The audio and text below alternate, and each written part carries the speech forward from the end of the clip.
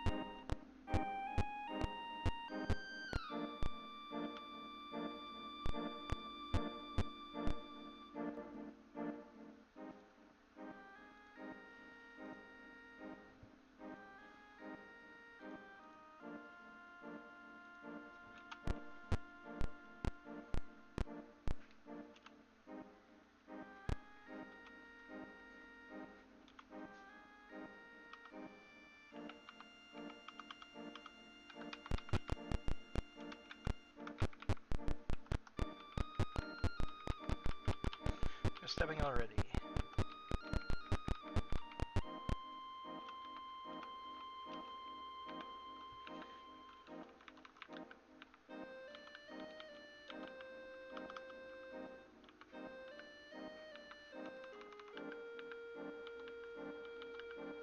Fingers get too fast for myself sometimes.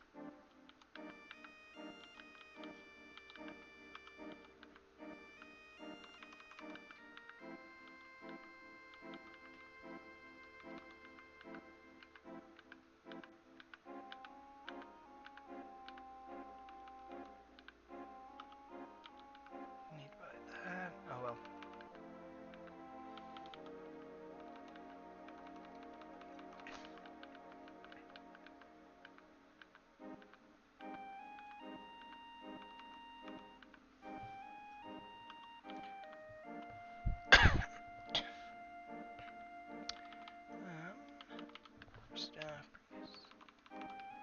Loading up on the darts.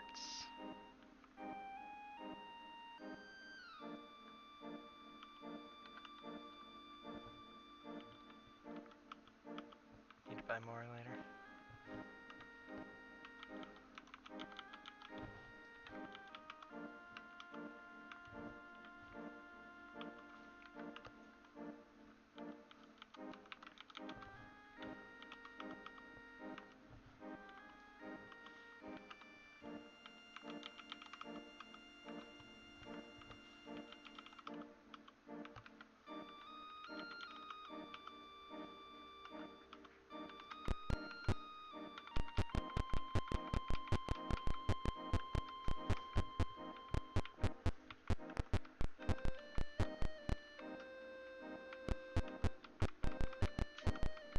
Alrighty, into the runs. First order of business is to deal with some orcs.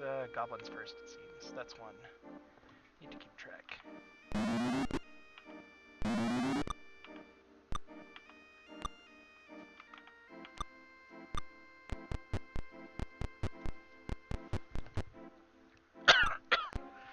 Really love when narrow corridors mean that numbers mean nothing.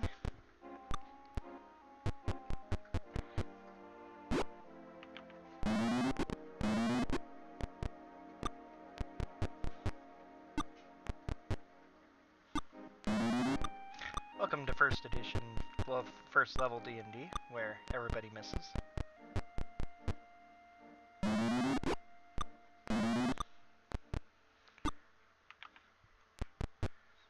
Low-level D&D games are not for the faint of heart because this is nothing but pure RNG. Took some damage, that's great.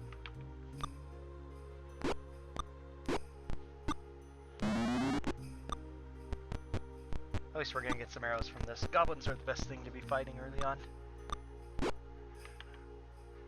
There we go, surrender, surrender. Inconsequential amount of experience.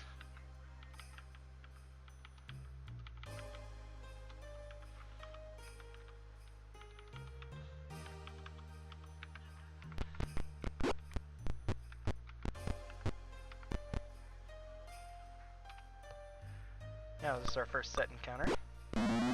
First order of business is to clear out the slums of Phlan. Doing so means I have to fight 15 random encounters. It's the only time in the game I really care about needing to fight random encounters. Otherwise I try to avoid them. And I have to clear out all the set areas like this.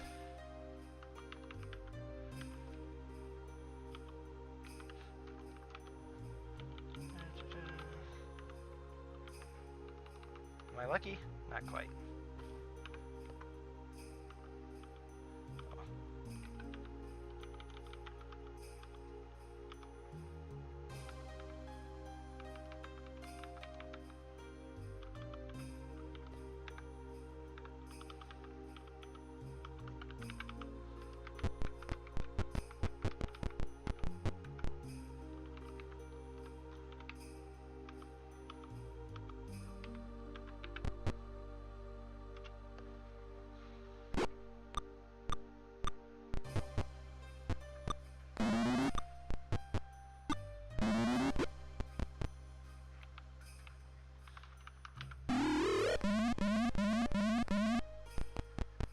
Spell super devastating early game.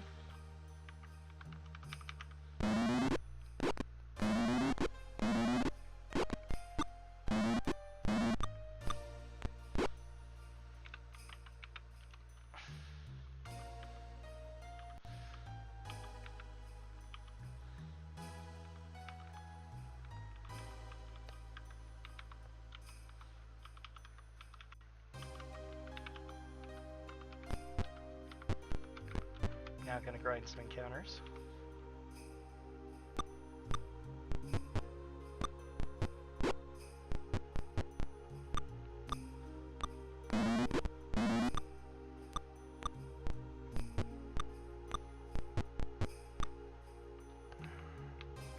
It all moved out, so that sleep is not very useful. Oh well. It's pretty quick to memorize it again, especially since I have to rest for damage.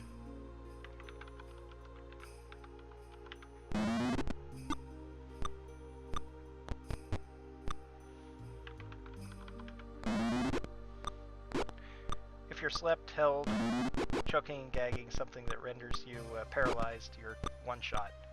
So evil. So putting a bunch of enemies to sleep is also great great AI. Just surrender. Okay, that's good. And 20 arrows and a short bow for blue.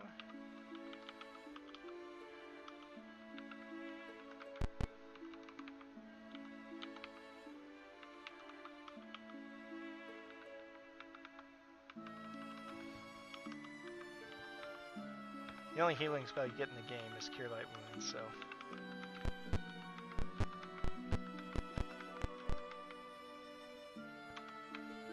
Surprised. Nice.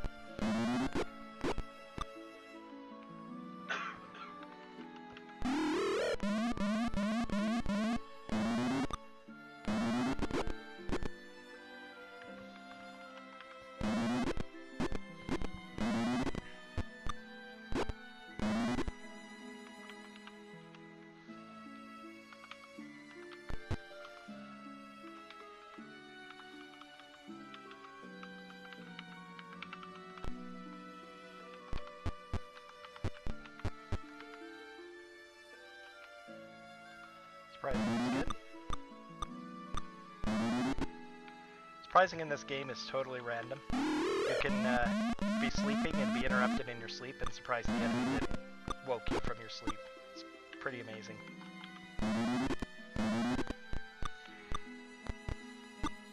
It only applies to random encounters though, and it doesn't apply to set encounters. Unlike, you know, most Final Fantasy, set encounters can't be surprised one way or the other.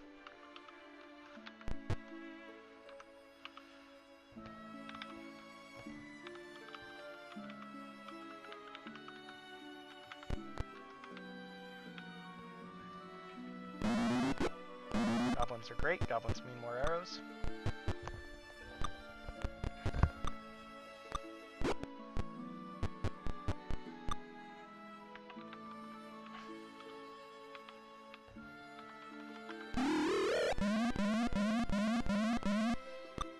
The one problem with this maneuver I'm doing is that enemies are never grouped to really hit more than 6 with the sleep spell. But it's still fine. Sleep's an unusual spell in that it doesn't have a saving throw for a status effect. Instead, it rolls something equivalent to damage, but the damage is how many hit points of enemies get slept, or allies if you do it too close to yourself. Interestingly, it's totally random who it picks to sleep, though. I think it focuses on lower... It tends to focus towards lower HP enemies, but not always.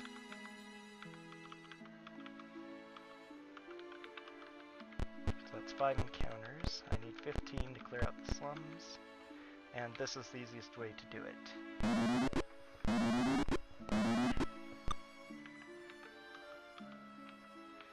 So this old-timey game is, oh, blast, that was, no. That's why we, oh,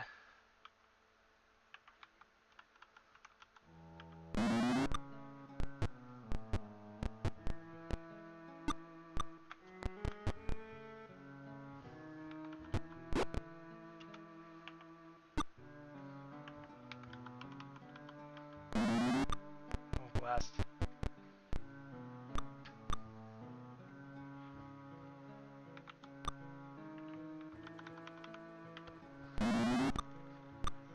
This may actually need to be a reload. Yep. That was a pretty big mistake. Okay.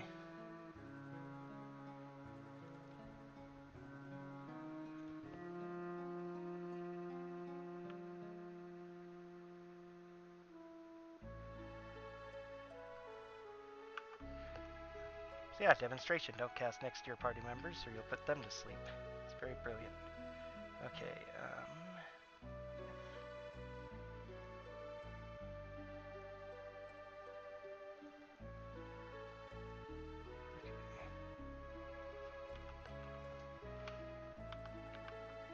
that's why I use safety save all the time as well. That's that too, because those goblins are my favorite.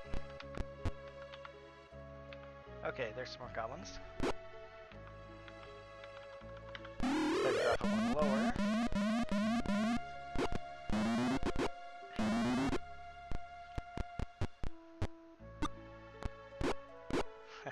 Damage that time. The hilarious thing about being in that state is it doesn't matter how many hit points you have. If you're helpless, the next attack will kill you. Even if it's a magician's dart that does 1 to 3 maximum, and you have 4 hit points or 100 hit points. So, primary lesson in this game is don't get paralyzed and paralyze the enemy if you can. Makes things really easy.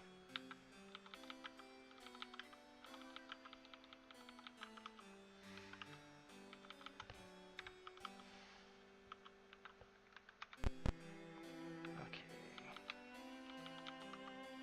Excellent.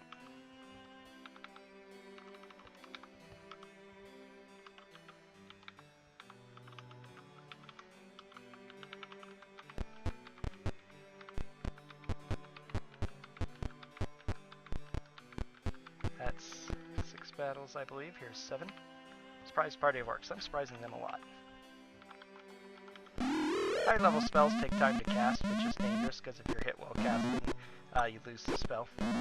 Low level spells, most of them are instant, at least for, oh god, they're already surrendering. That's great.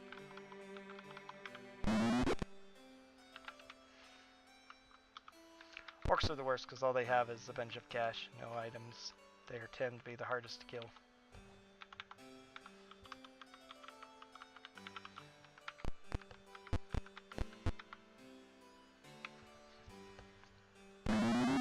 Kobolds are okay. They sometimes have arrows, which is the one item I care about right now, so I don't have to. It's easier to collect than to buy. They're also the weakest, lowest armor class, lowest hit points.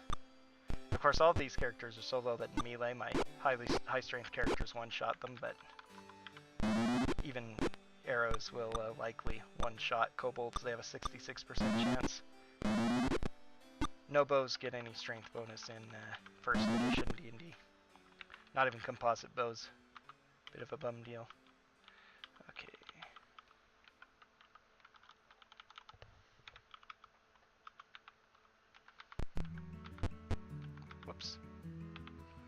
forgot to memorize my sleep. Oh well. Must have taken one without, a little slower, but not super terrible.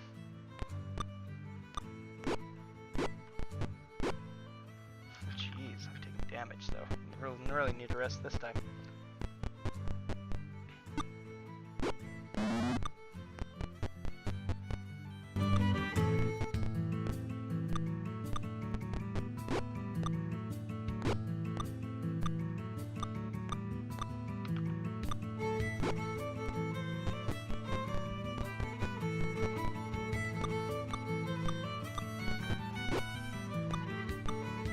Largely, especially at these low levels, with these normal fights, the game plays itself. It's just faster that way. I could losing guys here though, that'd be bad. Not super terrible, it's not like they're worth a lot of experience. Just all this healing is gonna be time consuming. Especially in game time. Let's see, white is these Mars.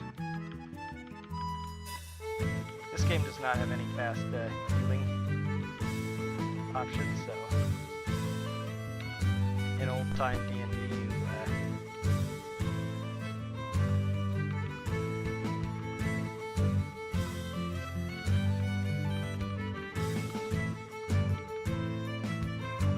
you only regain 1 hit point a day, so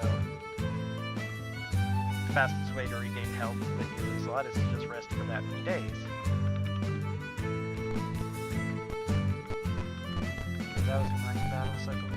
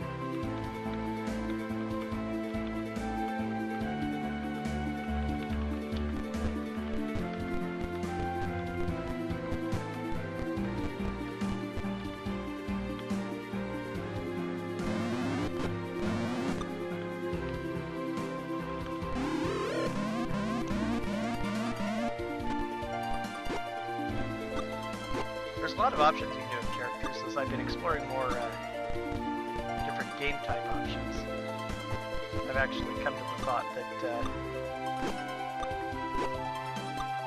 it'd be fun to do some other runs like this. I'd need a different party if I were transferring into Curse of the Azure Bonds, which I have started routing a run for. And if I wanted to do 100%, which is kind of viable in this game, just doing all the quest areas, clearing them all out, you'd probably use an entirely different party. I have a large amount of humans, largely because I have 5 humans specifically, 4 fighters and 1 magic user specifically because humans are better in every way than non-humans in this game, except that they can't be multiple classes at the same time. The advantage to being a single class is that your experience isn't divided, so you level up a lot faster.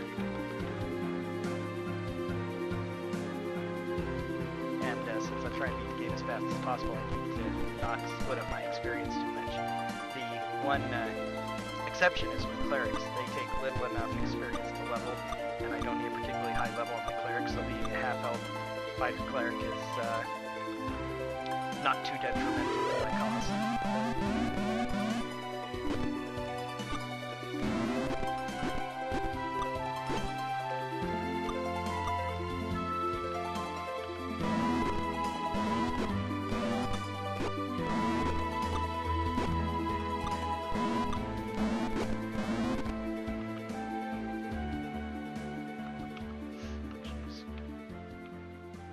To memorize my cure light wounds. Well, just means I have to rest for 8 days instead of less than that. Okay, I think that's about 12 battles, I want to say.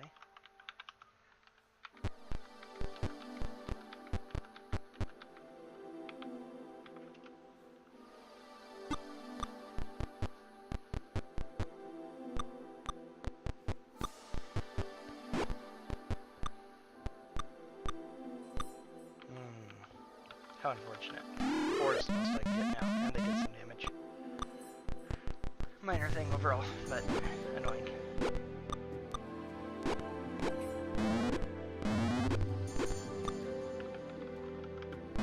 Oh, he's not sleeping. Yeah, he's the one that was on.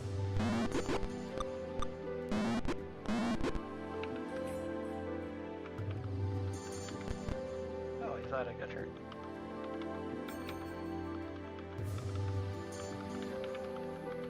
There are subtle sound effect differences between misses and hits.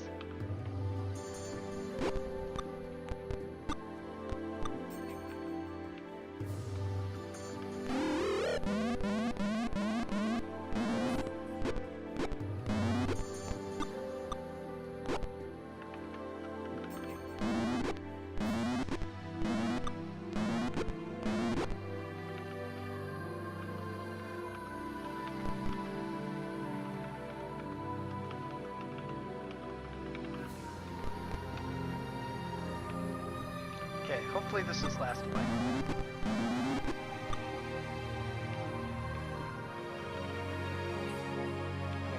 Those fights.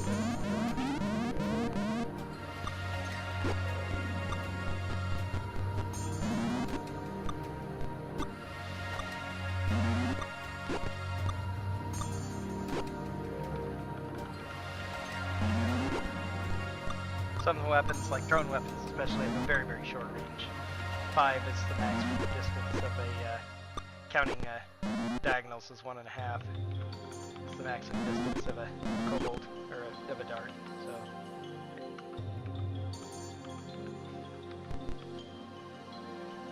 Okay.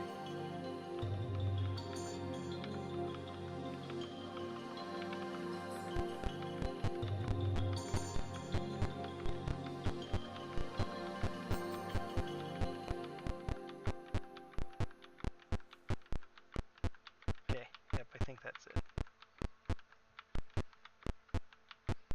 One more.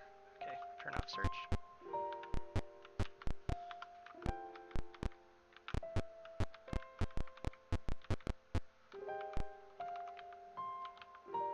Okay, here's one of the first big fights in the game. Not particularly tough. There's a lot of orcs here, but they tend to be at a bad angle to get a lot of us.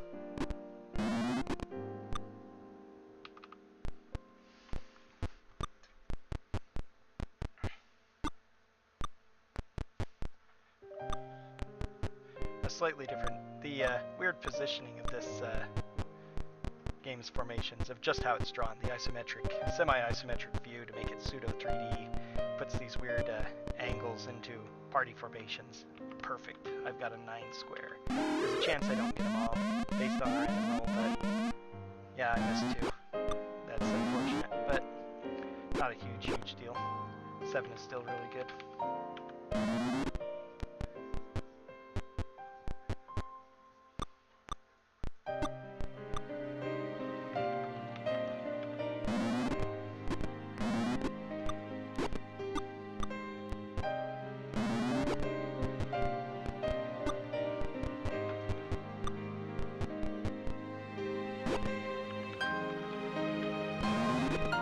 Our first magic weapons here.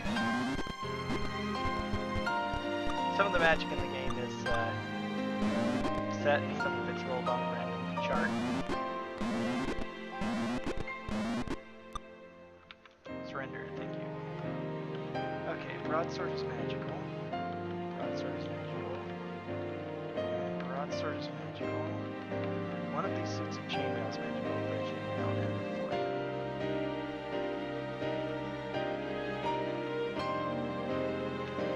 Magical, it's +1 chainmail, which is the exact same as bandit mail, but it gives me a maximum movement. Any magic armor lets you move 1 stage quicker. You start at 12. Medium medium armor takes you to 9, heavy to 10, as it were. That takes you to 6 in heavy armor. So, magical plate mail would be 9. Magical chainmail or banded mail is 12. These doors automatically lock themselves. It's pretty funny. Find a magic short bow and arrows here.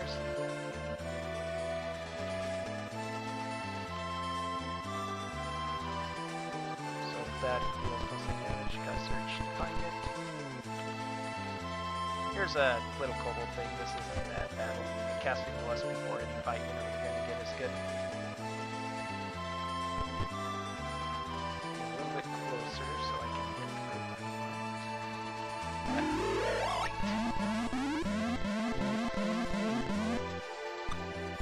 8 kobolds are pretty much guaranteed for that square. Those kobolds hit points are so low.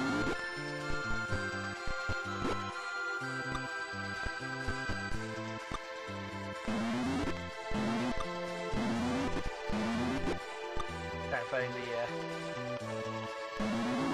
how overpowered the sleep spell is, but it since it only sleeps a certain number of hit dice, it's super powerful at low level, and then it's totally useless at the higher level, which is a little bit sad.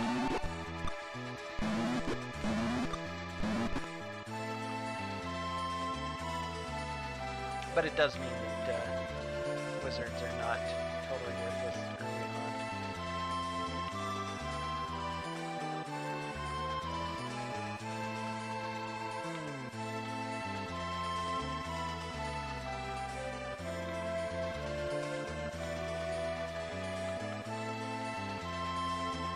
Kind of hilarious. As one guide I read pointed out, you have resist cold as a cleric, but there's not a single creature in this game that deals cold damage. So it's a ridiculously useless spell. But they tried to implement as many as they could. Okay. Magic arrows, magic short bow.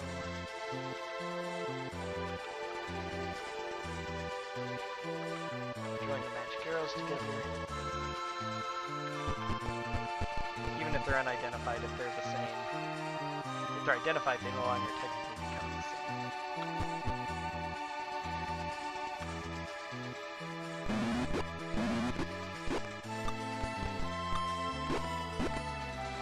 I'm not even gonna bother.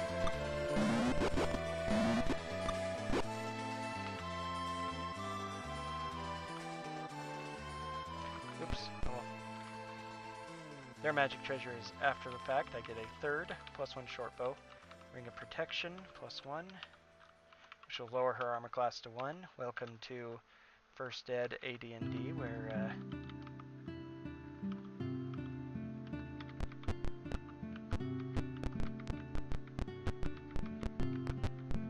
your lower armor class is better. You start at 10 and then make it lower from there. Okay, this is the tough one. I didn't ready my bless because I want to save time. Well, oh well, it's a minor thing.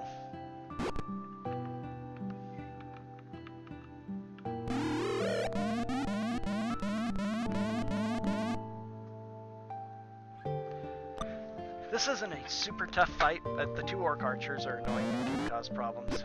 Those are actually archers. You can't always tell what enemies have, and they're mostly generic, but orcs, for instance, despite looking like they have sword and shield, have no armor, weapon, or anything.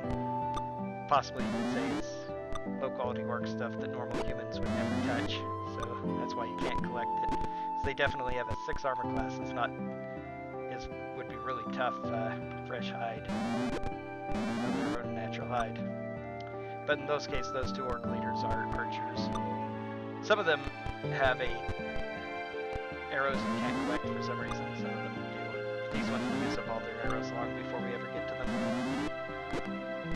If we get super duper lucky, my archers might end up taking out a couple, but not likely to be that lucky.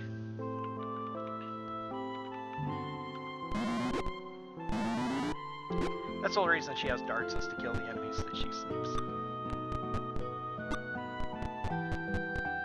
If they're in range of her. Otherwise, they're almost useless. Darts you can throw 3 times a turn, but she has a very low chance to hit, and it 1d3 damage is all they do. You're normally throwing money away. The one-shotting sleeping enemies with darts is kind of hilarious.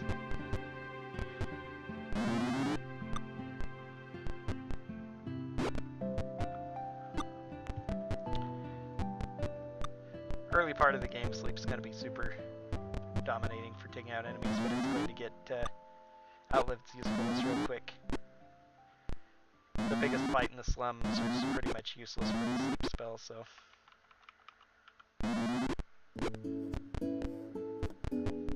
Oh, already out of arrows, nice.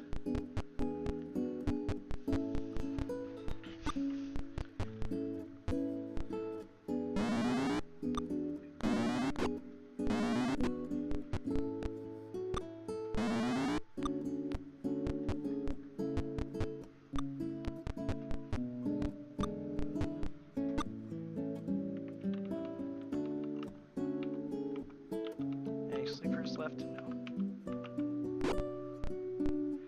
They should start surrendering soon.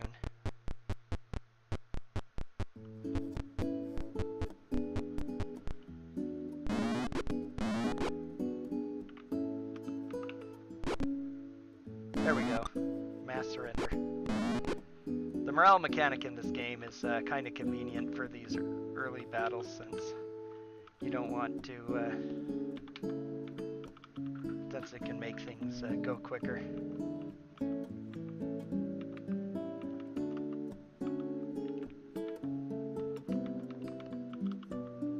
Actually, that's not right.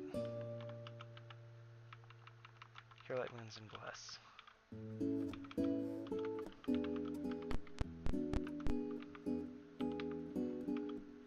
Okay, possibly hard fight, our first ogre.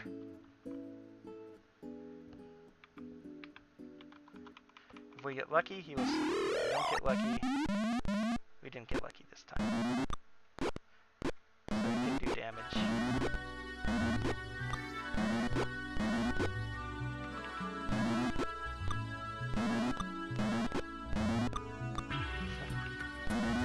Miss. There we go. Okay, nothing grand. 12 arrows. Holy cow, he took a lot of damage already.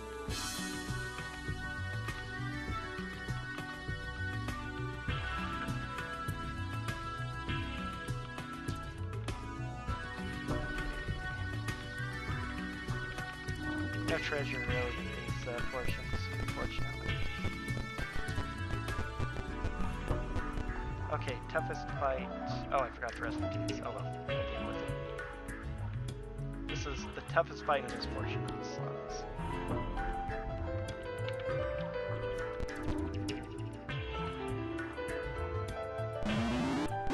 Because all of these goblin archers are located way up there, and so they're free to shoot. Like target my mage, who can go down in as few as 1 arrow. And when she's unlucky, before she can even cast a spell, they send the group of those guys to play her. And she can't throw darts at them either because she's surrounded, so she has to melee them. Can't use ranged weapons if an enemy is next to you. This game actually also doesn't allow you to move freely. If you can run around enemies, but if you run past an enemy who's engaged with you, they will get a free attack from behind, which gives them a bonus to hit. If you're a thief, it would be a backstab. She took a hit, that's bad. 6 hit points, she goes down fast if she takes hits. The bracers and ring give her decent armor class, much better than the goblins have, but nope, there she goes. That's bad, she misses out on valuable experience. That means I might actually need to do the library later. We'll see. My word, stop it. Bandage her up. In original D&D, you would actually die if you went to 0 hit points, and that was implemented in a lot of role-playing games that were based on D&D in the 80s and early 90s. However, even though this is actually based on original first ed rules, they do not actually kill you when you reach 0 hit points in this game. Instead, you go unconscious. If you go to negative hit points, like you have 3 hit points left and you take 5 damage, you go down and are dying. And unless a companion bandages you, you will eventually bleed out and die, basically. I can't remember what exactly it is. I think you lose like a hit point a turn until you get to negative 10. Once you take negative 10 points of damage, you are dead and have to be brought back by a raised dead spell.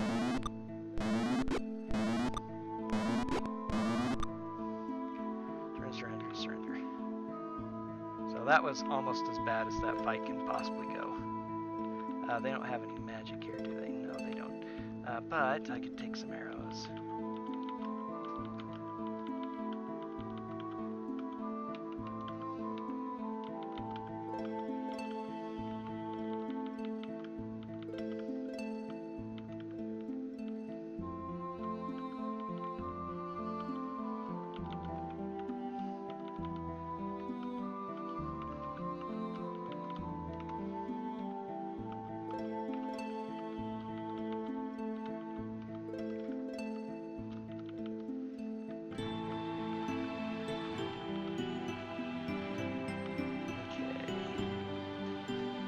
The treasure, let's go ahead and bring Violet up. Fully healed, 1 spell. It's 1 to 8 is what the, here's the treasure. There's magic shield, magical scroll, 1 spell, which is magic missile, which is good. Okay, because I killed them here, I can rest.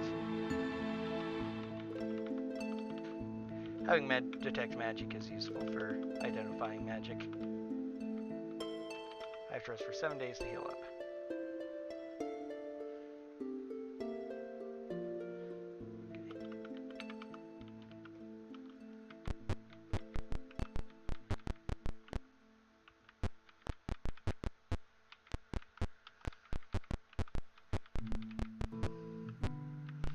Okay, this is the Rope Guild, which is a maze, and it's kind of maze-like. I always forget where I'm going. But it's not too hard to navigate, even so. I didn't get this quest yet, but I can speak to this guy anyway because I know everything. Ola wants this potion from this guy. Ola's a mage at another point, and if you get this for him, he gives you some treasure and experience. I need all the little experience I can get at this point, so it's worth getting for him. Now I'll have to come back here for... I definitely don't want to go in there until I've done all 15 encounters, because the encounters in that portion are a lot tougher.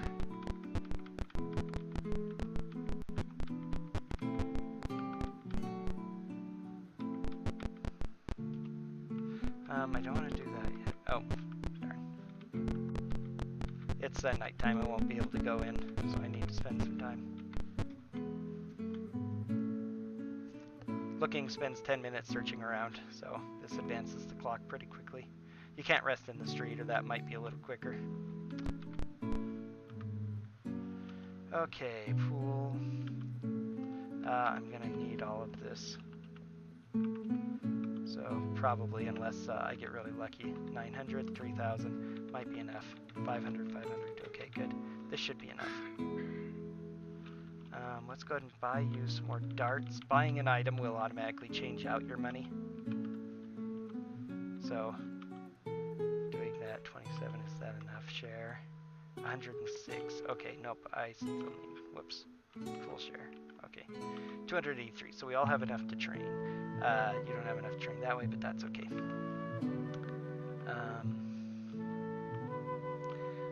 Let's see, view items. You have a magic shield and a magic sword. You don't need that. No items. Sell that for 1,000 gold, which is 200 platinum. They say gold, but they always give you platinum. No. You have a magic sword too. And I've done everything else, I think. Okay. I could identify the weapons, but I don't need to at the moment.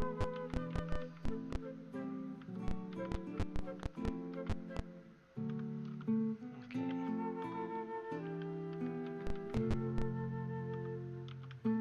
You have to spend money to train. That's actually the main use of money in this game. There are very few good things that you can ever buy.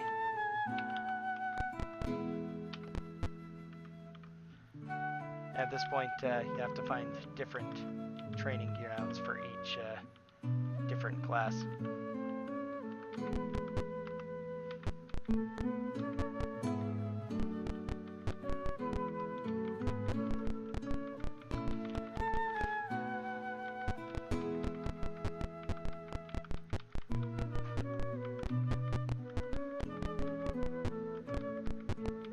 Okay, time to give Olo his potion. Luckily, unlike a lot of other games, he isn't programmed to first give me the quest. If he finds I've got it, he'll just reward me. Okay, magic user scroll. He gives random loot, sometimes it's really good. Hit points this time I got were okay, actually, except on the mage. 4 points is bad, but cleric was okay, but I only gained a cleric level, so.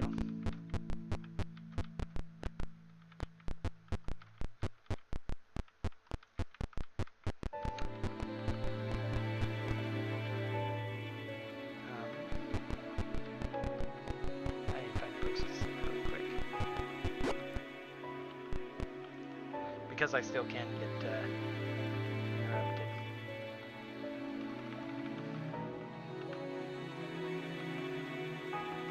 One extra Cure Light Wound spell for all the good it'll do.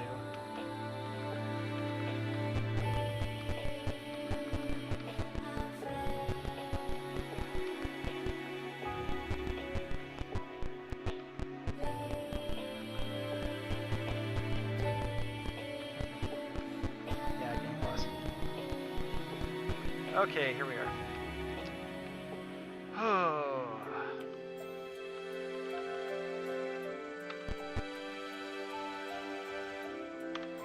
4 trolls. Trolls are ridiculously difficult at this point of the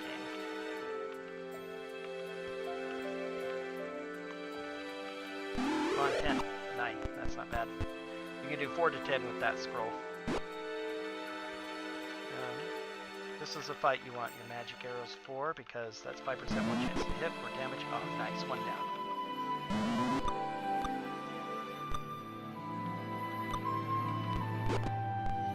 Oh dear. Blue's already taking damage.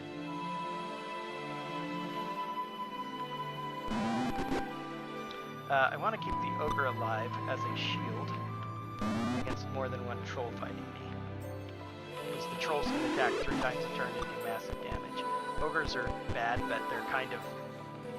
There are several ogres I fight, but they're always pretty much useless compared to the other enemies around, generally. But this is actually going extremely well so far. I'm taking a couple of hits, but nothing too bad. Trolls regenerate too, which makes them worse. Oh, wow. This is going smoothly.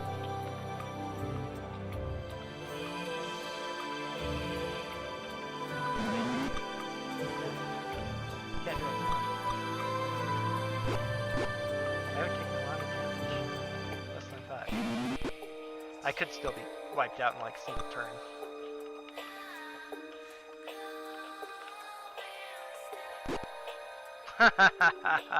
Yes, that was a perfect fight, just about. Ooh, a two-handed sword.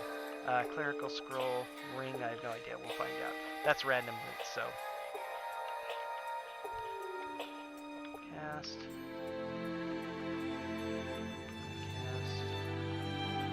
Okay, I think I have to rest for about 2 days. Sleep spells are what I need for my next battle. I'm going to be fighting.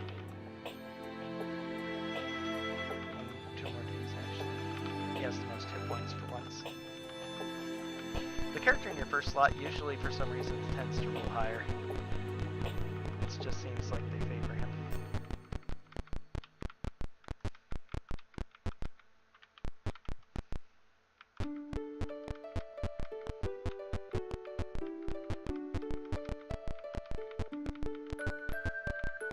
Now he has the least of all my fighters, but even he rolled not too bad. 6 plus 4 for 10 extra hit points.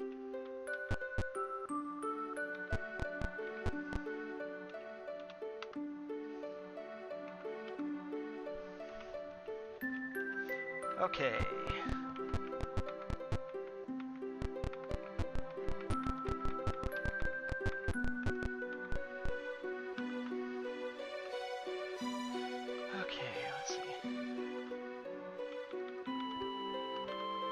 Command sword +1 is all it is. That isn't great. I'll sell it. Okay, so I need to make a little bit more money. What else do I have to sell? I need to identify this too. Fire resistance. That's not too bad, I guess. 2 spells. 450. Better than nothing. I don't think I have anything else I can really sell. Yeah. Oh, but I have some gems I can appraise. 3 pieces of jewelry. Yes, excellent. That's all the money I'll need for now.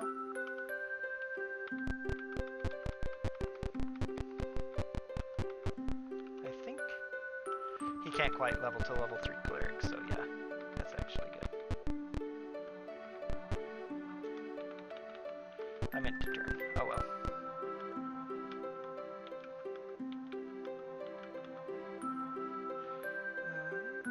Oh, and train, yes. He didn't gain many hit points though.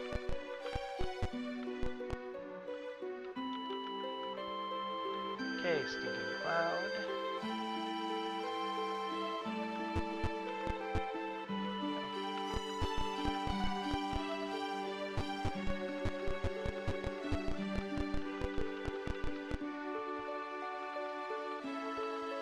Now that I've cleared the slums, I can duck in here to rest anytime I want. You should never use an inn in this game because it's just as easy to get to the slums and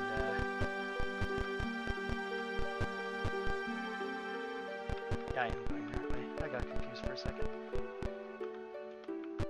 Okay, now we need to go clear out So-Called Keep. So-Called Keep has got a haunt who's causing problems. So no ships can leave the area. So we need to go put a stop to this. Barley Nice, Chestney. You learned this password for the undead from a body that's right there by the entrance. If you don't look for it, they seem to get a lot more of them for some reason. I did not memorize any spells with him. Oh well, here we go.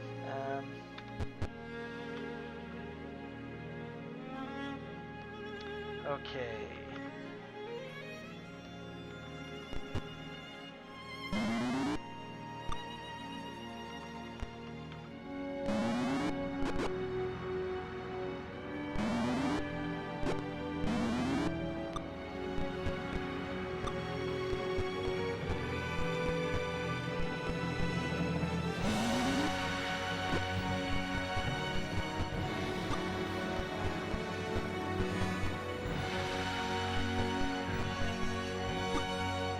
This is not a very difficult fight, but it is a very long one. It's mostly just hobgoblins, a couple of orc archers, and a lot of normal orcs who I just spent a long time killing.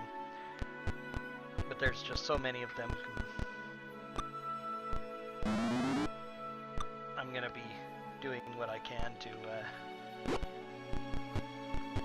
thin their numbers and such. Once they group up a bit, I can use spells like Stinking Cloud and Sleep to disable as many as I can, so they can be one shot, but for the most part it's just dealing with the waves until they start deciding to surrender.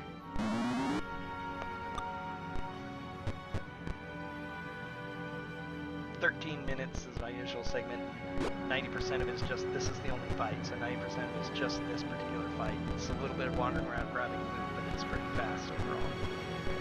It's a long, long fight. It's way too early in the game to get Fireball. Which would be my preferred method of dealing with these kind of numbers. And if they keep rolling badly, they'll get hit. They'll go down. It's rough when that happens. They aren't worth a whole lot of experience. Most of the experience you get in this in first ed with these kinds of things is actually not what you would expect in... This is perfect.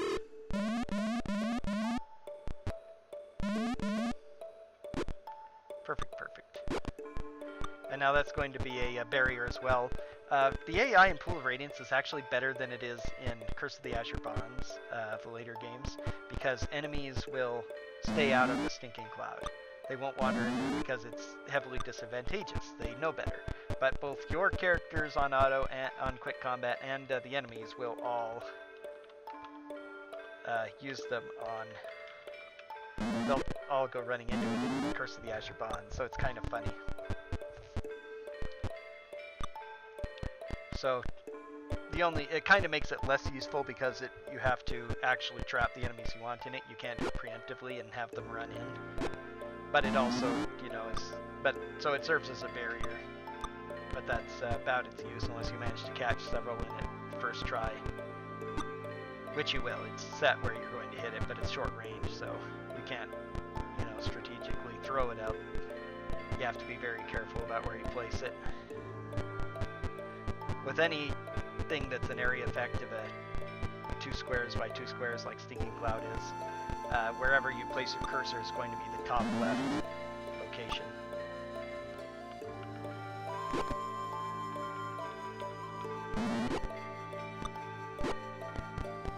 Okay, now it's about time to start using sleep spells.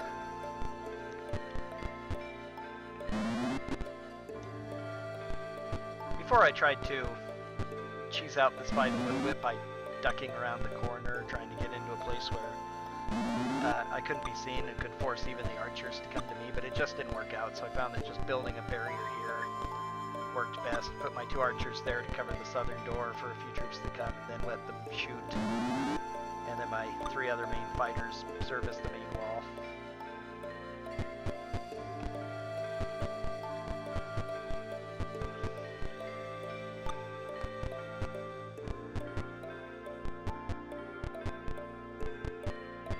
Please let my mage go again soon. This is a perfect sleep place.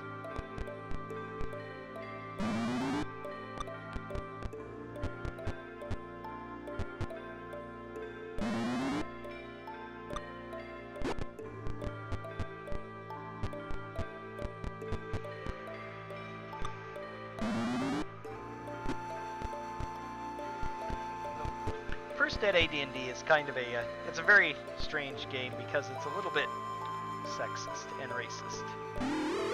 Human males are by far the best characters in most situations, at least if you have fighters. Because in addition to stats there are several quirks about stats that even later D&D, which usually has mostly the same kinds of concepts, doesn't follow. Concept number 1 is that fighters, in order to make them special, if they roll an 18 strength, they get to roll on an exceptional table.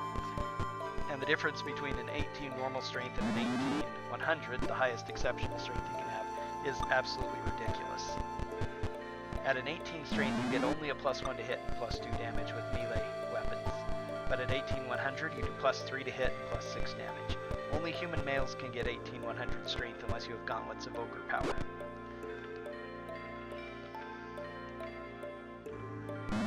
Which set your strength to 1800, or girdles of giant strength, which set it more. Even like the strength spell only sets your strength to like 1850. I think enlarge can raise your strength, but I don't know how much.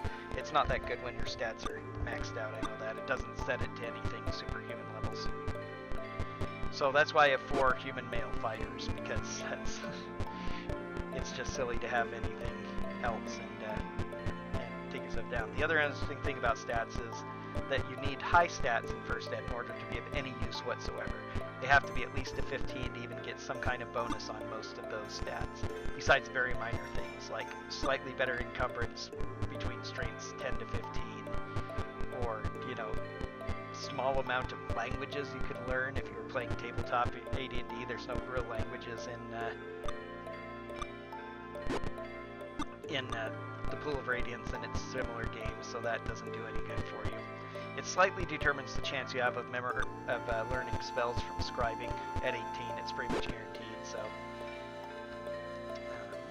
let's see... But I should be able to get another good sleep position here. That's it.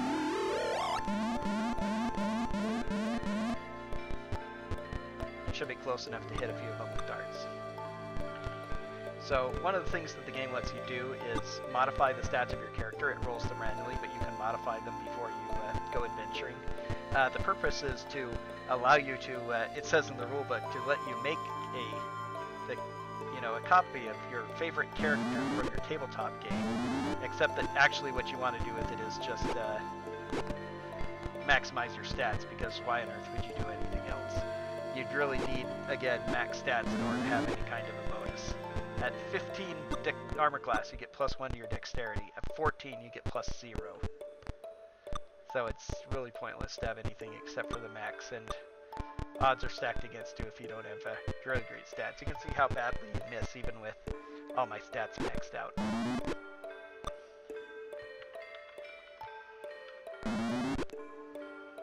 Alright, the surrender train has started. This is not too bad. I might be able to make some time. This is kind of a tough call.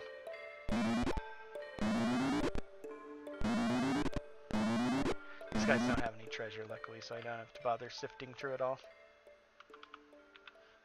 Okay, first thing I do is come in here, talk to these ghosts. The password Lux will allow me to...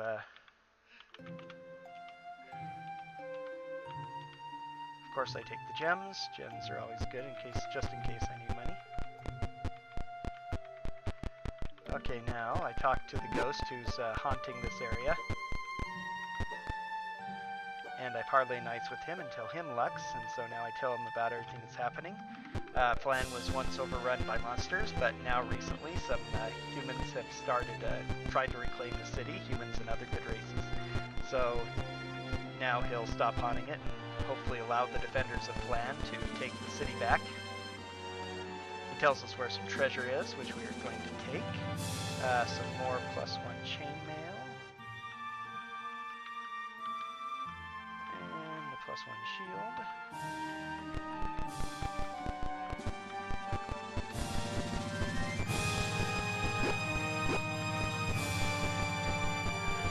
Oops, forgot we were running out of time.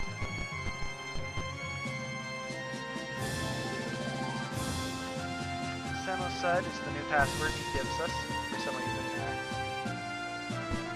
Luckily, you only have to type once. Jeez. Lots of encounters. It's nighttime. I think at nighttime tends to have more encounters as well.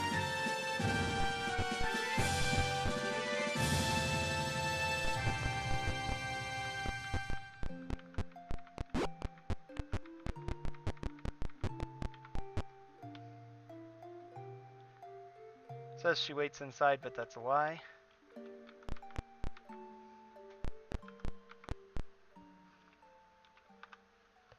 Okay, nice. Oh, yes, he wants me to go find his family treasure in his old stomping grounds. He's evil, so I'm going to accept the commission, but what I'm actually going to do is go steal his stuff, because it's better for me. It's worth a lot of experience, and it's a pretty valuable item.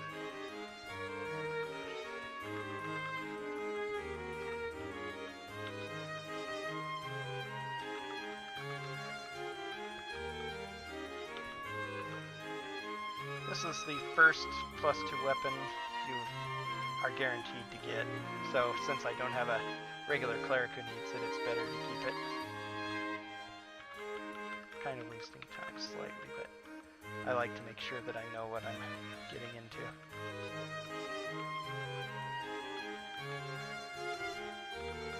Oh, that's right, I've been using those arrows. Wow, I can't believe I didn't use them all up. They got attacked by a lot of people though, so I guess that's why.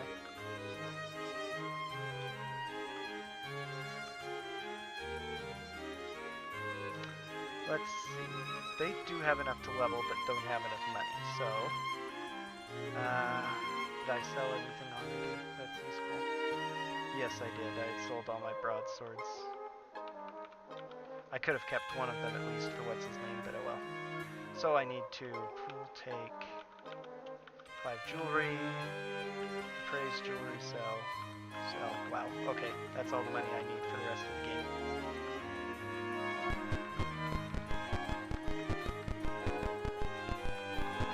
Jewelry and gems. I could actually save and reload if I wanted to try and maximize that, but for the most part, you get plenty of money.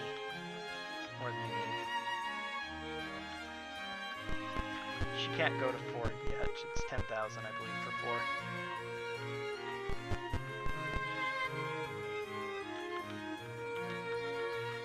They can all go to 4, though. He can't go to 3 yet, though. Okay, time to do Kuto as well. Small area, but worth a decent amount of experience. I try to loop together a lot of experience early game. Just try to get it where I can. My ultimate goal is to reach level 5 so I can get Fireball. That's my first major goal, and everything else I'm doing here is just kind of building towards that.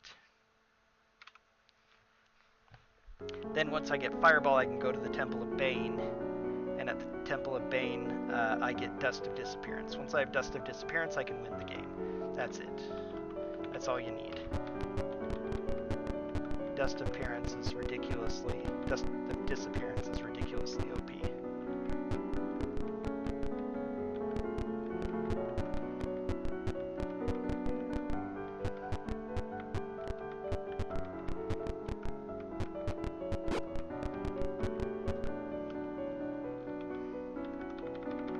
I think you get more encounters at night, so whoops. Oh, that worked actually. So I want it to be daytime.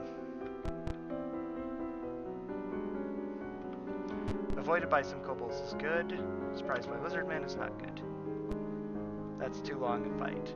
I say that I do get less at, I get more during the night and then immediately get 2 encounters right after each other.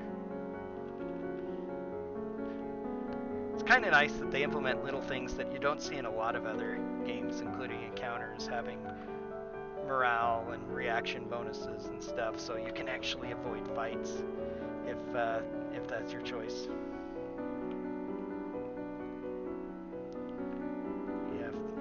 Okay. That would be... Oh, I have search on. No wonder I was getting so many encounters. Surprised by gnolls.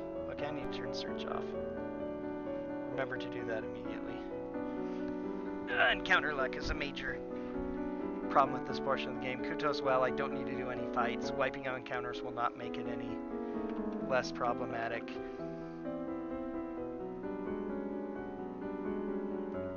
So, darn it. Definitely lose time when the game decides to quit on me after loading. Problem is the game loads up in full screen. There's no way to stop that, but I can't play it in full screen and do all my speedrunning stuff I need to do. Okay, there we are. Okay, turning off search.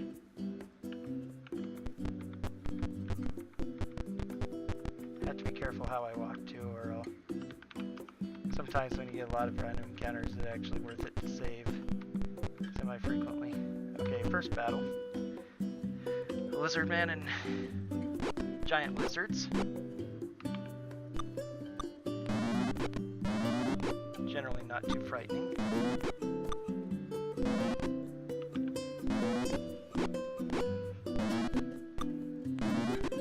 There are four very quick encounters in this.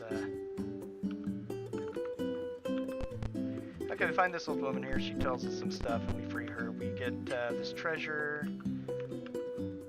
Of course, we have bracers plus 1 banded mail, which means it's as good as plate mail, only better. Which I'm sure that makes a lot of sense. Okay, and bad quarterstaff, better. Okay.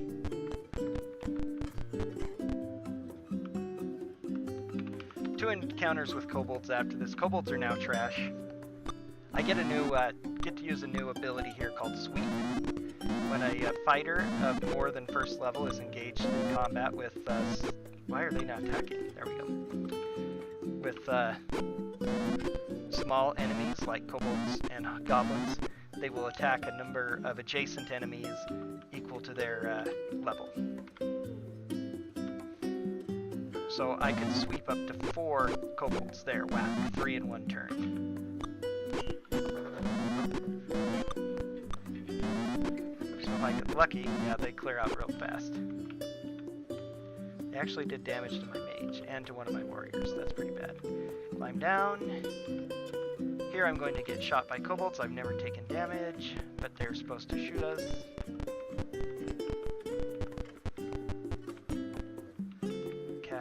Bless. Cast Cure Light Wounds. Just for the heck of it. Surrender or die. I think I'll fight. Excellent start.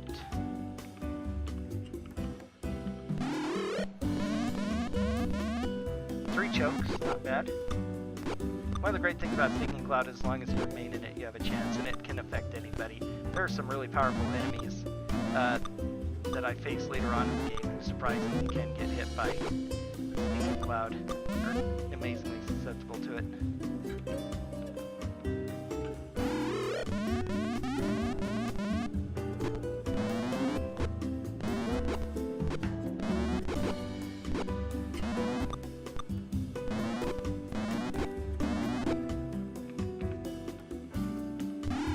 Oh, it was silly to do that, yes. Spells do not one-shot enemies who are helpless. He won't go through the cloud. It doesn't last very long most of the time, but it's good enough. I think there's one magic sword here. Yes. So let's have Green take it. As well as the arrows. And trade the broadsword to silver, so he has a magic weapon.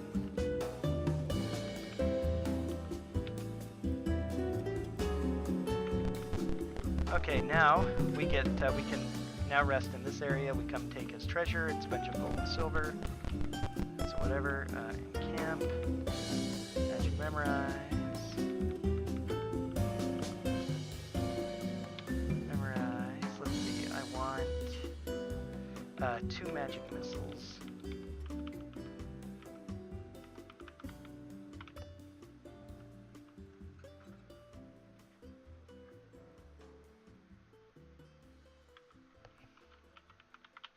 Wow, Red has rolled really horribly for his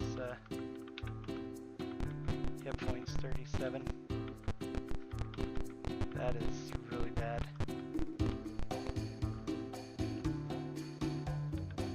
He's 4th level, right? Yeah, jeez.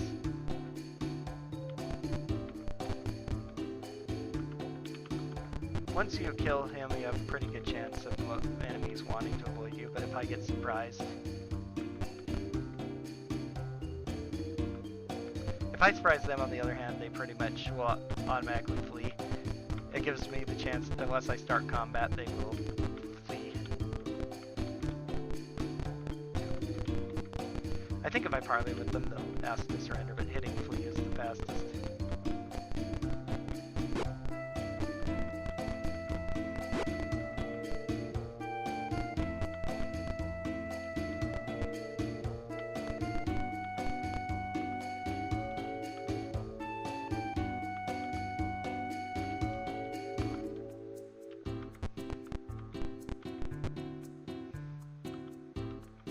Okay, 10,000, so she's good too. Let's see,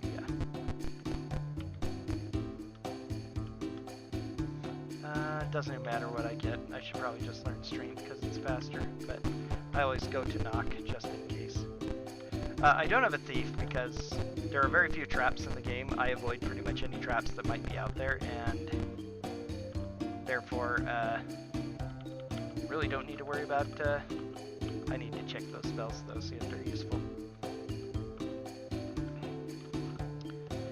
And the only other thing you need a Thief for, Thieves are really, really bad in first ed AD&D. They can do backstab, which is pretty awesome, but especially at low level it isn't. They still have to hit, which they don't get that many bonuses to hit with backstab, so it's just not a...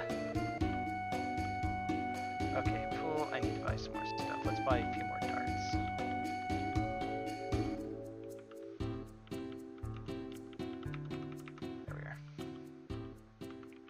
Auto change my money. Okay, yep, I've still got plenty. That's not. What about you? 4,000. That is enough to level fighter, actually. I need to go do that real quick.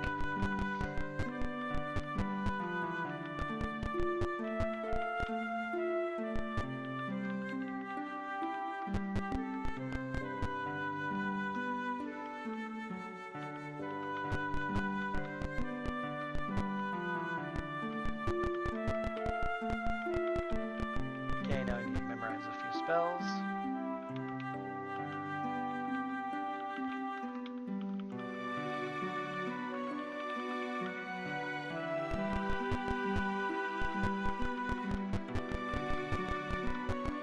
Alright, so at this point I need a lot more experience, and so I need to get as fast as possible. There's actually a particular quest that is really simple to do. I'm glad I found it, and worth a huge amount of experience.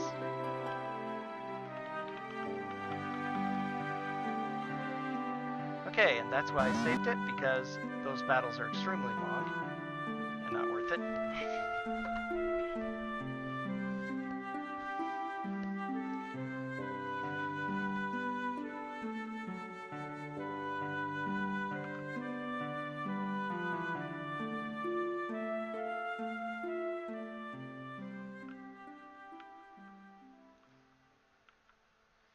I want my PDF, I want that. Okay.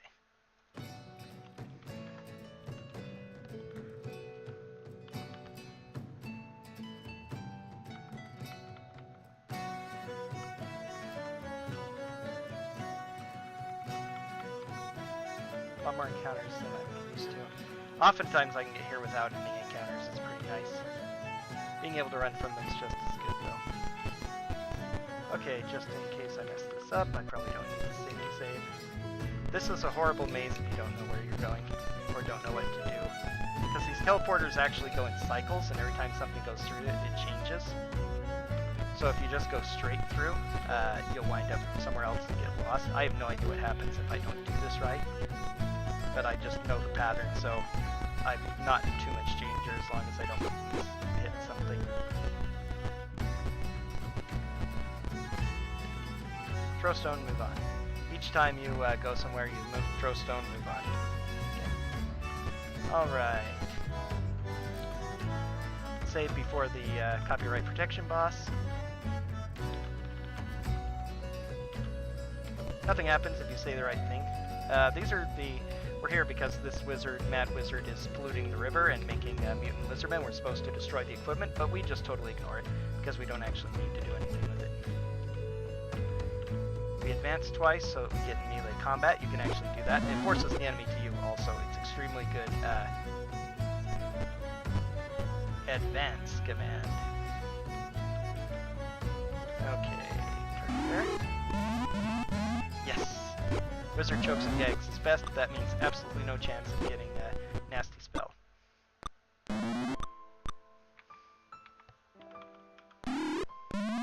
Good.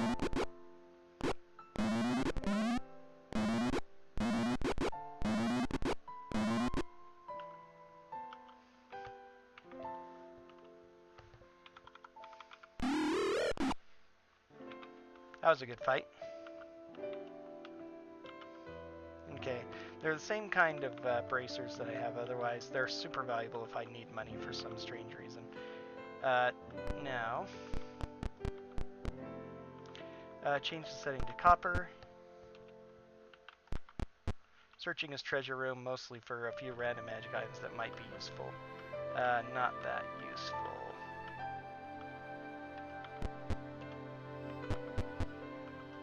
Change it to silver. There are 3 different treasure rooms.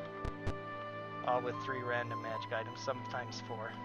2 magic longswords. If I'm super lucky, that's a good longsword. I need to check what those scrolls are too. I keep forgetting. Last one, gold. Boom, elsewhere. Whoa. Oh god, double bracers.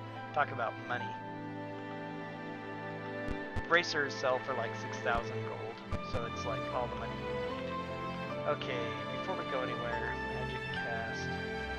You're like, haha. Jeez, horrible rolls. You can roll 1 to 8. And I rolled a 1 and a 2. Not that it matters, but reduces the number of days I need to actually cast. Sleep is actually more valuable for the upcoming fights.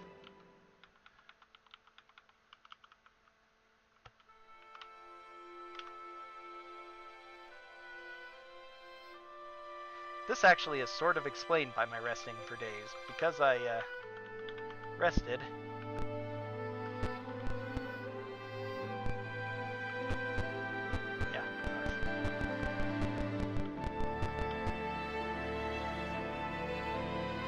Look, the river's cleansed. Yay! So nobody was operating the equipment, so it shut down, I guess. Even though I didn't actually do anything.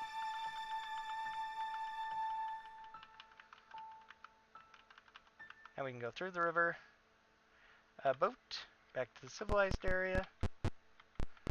You can see how bad my luck was before.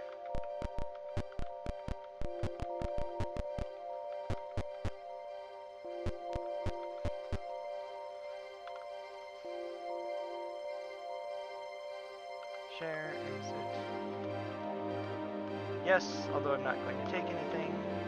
Here's a magic two-handed sword line I used to take, but it actually doesn't. I never use it, so why bother? Okay, let's see. This puts me in position for Fighter 5, I believe.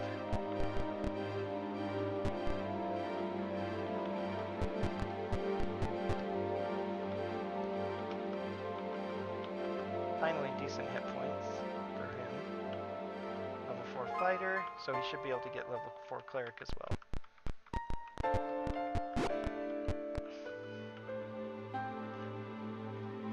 Whoops.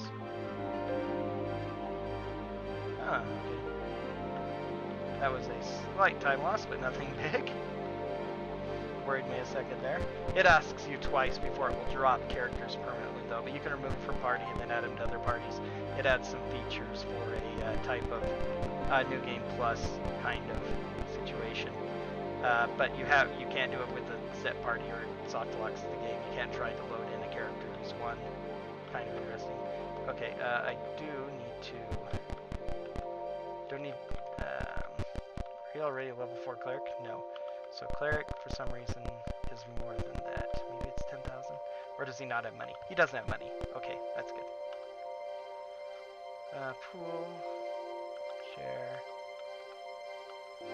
So I do need to buy something. And let's buy some more darts.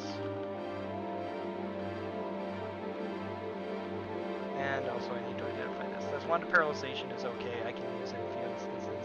I need to try scribing these spells. Check out what these other things are. Probably not worth it. I'm not even going to sell it though. That's useless. I'll probably keep it on 10 plus 1, but they're plus 2 arrows. That's not bad. You didn't get anything. You didn't get anything. You have all the good stuff. Ring of invisibility. Okay.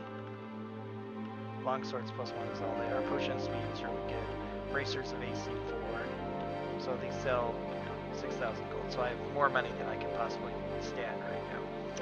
A bunch more longswords plus 1 are decent, I guess. They're better than the weapons they've got. I still have really more money than I need. Let's go and sell a short sword just to give him a little bit more money.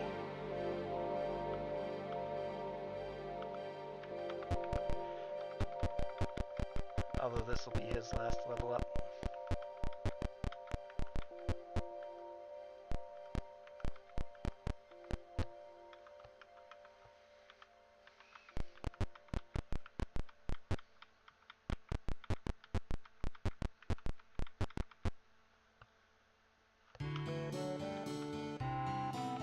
Okay, another Cure Light Wounds, another Silence. They are very situationally useful, so they're what I get.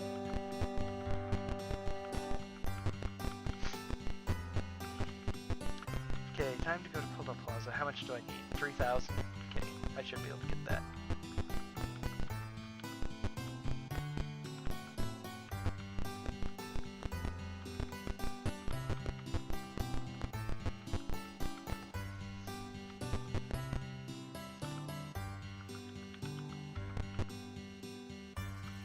Avoided by some lizard man is good. Again, for the most part, once you clear out the well, they will...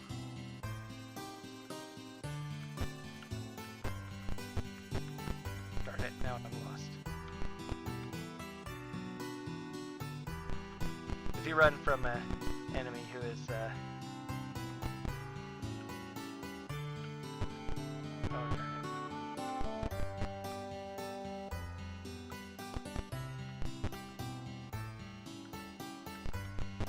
I'm in the south now. I went a long way.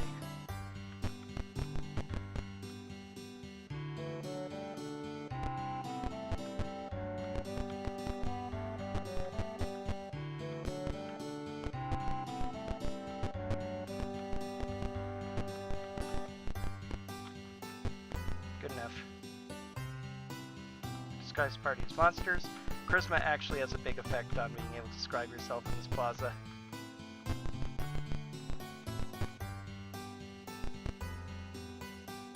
We're coming to see this auction of this item. The more you move in or do stuff, the more likely you are to be discovered, and it doesn't actually do any more help, regardless of what happens. The plaza is now cleared, no random encounters, it's kind of weird.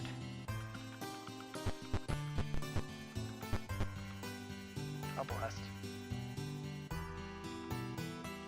This could go fast or I could die, in which case I'll need to reload. Scorpions have poison. Poison in First Ed D&D is the most awful thing in the world.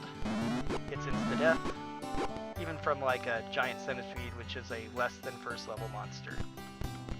So, it's faster to fight that than to reload, but if I get killed... Oh, blast again. No running from them either, and of course, because they're animals, no parlaying with them. But if I get lucky, I can wipe them out fast. Ouch. Yep, there we go.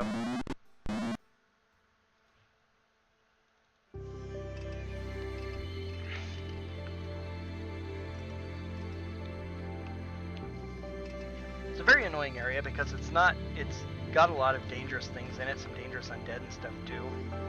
Just because of effects like paralyze and poison one-shot your characters.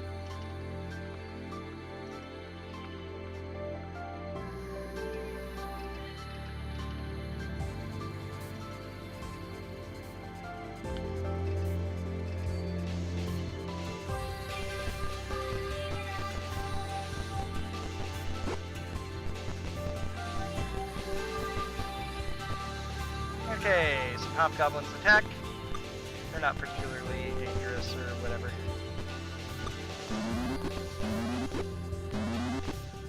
Actually took damage.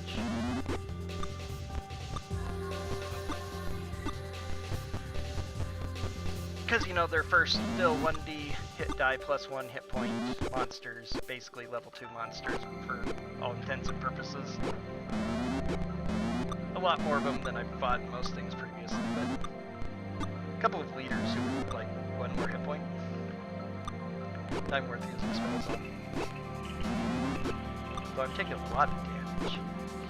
Luckily I have a lot of hit points at this point. 45, oh no, it's low.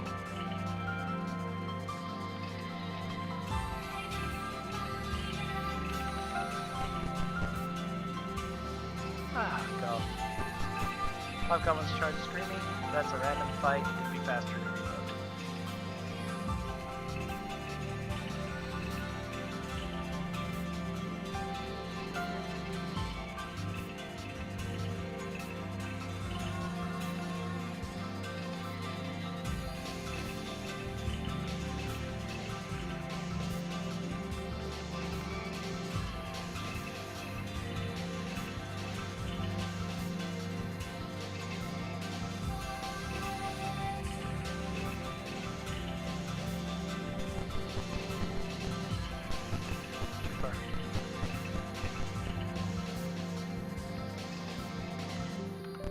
Secret door.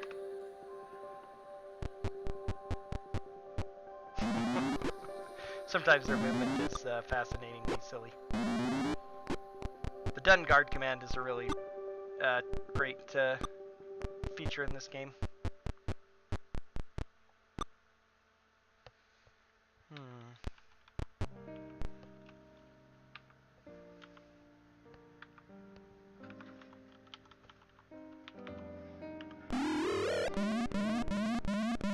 Should have hit the other leader too. Oh well.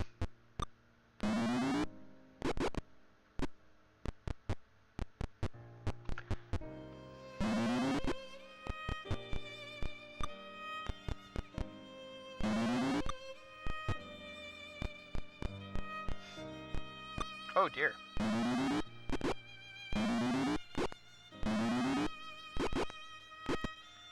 This fight's going not bad though. You can see a pretty big difference between best and PB for this particular area.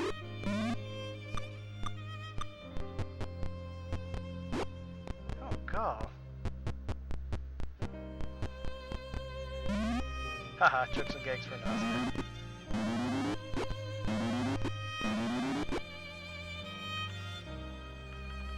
Ready quarterstaff +1.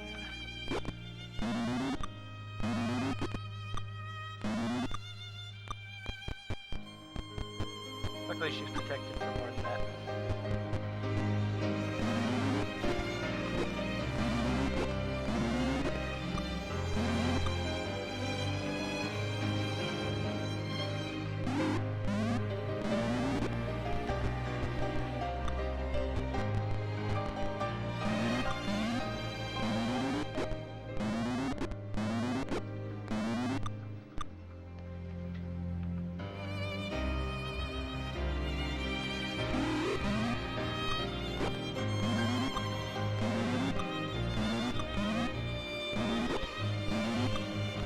Sleeping and then choked and gagged.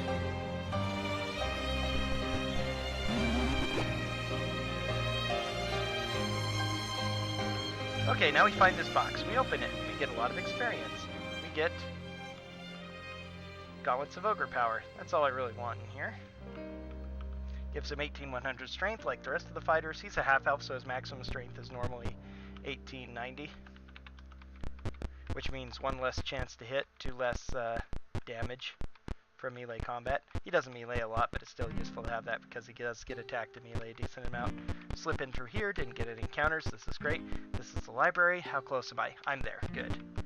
I got enough experience from everything else. Some of the experience points are random. The library's totally safe except for a certain area and if you try to leave with books. Avoid by some lizard men is good. In case I get bad random encounters. Excellent, excellent. Okay, now that I'm here, I can rest. No, I'm gonna rest after I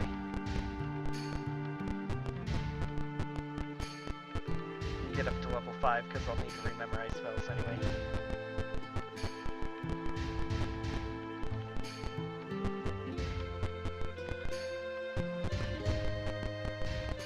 Got lost for a second, forgot where I was.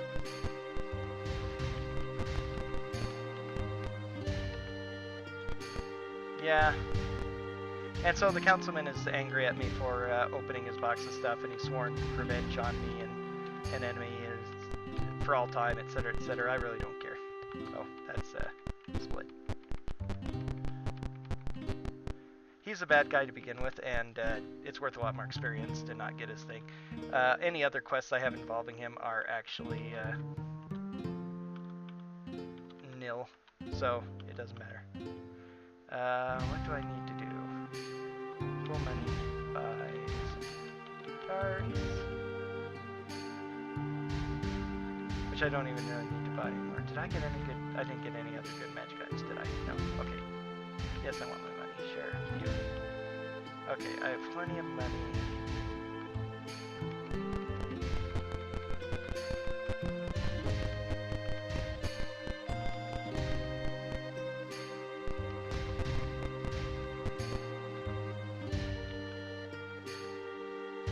Okay, if I learn anything but Fireball, it's basically a run-ender.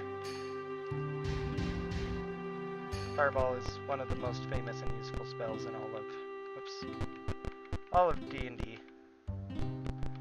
Does a huge amount of AoE damage, and is especially useful in the upcoming fight. It makes it go about 5 minutes slower, which is why it's worth it to do all these other things. Plus makes a couple of other fights faster later on too. Bless was what I used.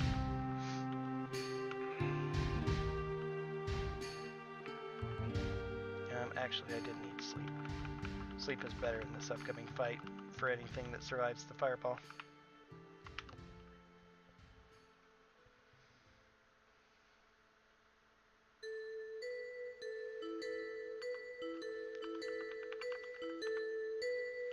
Okay, now we're going to go see the Temple of Tyr. There's a Bishop Brachio wants us to go with this cleric named Durton to the old Temple of Tyr, which has been desecrated to Bane, the evil god who's pretty much responsible for everything in this Forgotten Realms universe. All of the games involve Bane as pretty much the main adversary or his followers.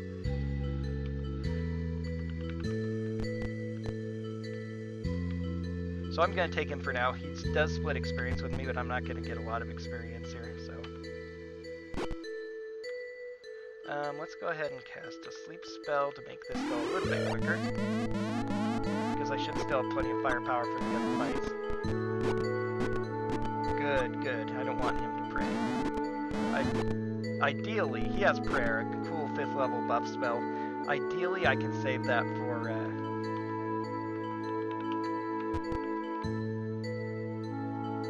haha. Yeah, fights aren't dangerous, but just long. Similar to like Final Fantasy Tactics and a couple of other role-playing games. Getting in encounters, it's faster to reload than it is to fight them. And you can run away theoretically, but it's extremely takes a long time. It takes longer to run away than it does to fight the battle, so it in general is just not worth it to run. Or to get encounters that don't have any value or are not super fast. And the orcs are... There are usually too many orcs to make it worth it.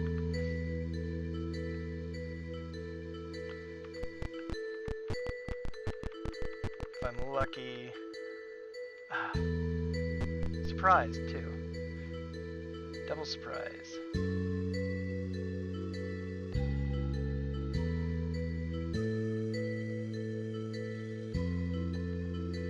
It isn't worth it to save after every step, but every once in a while.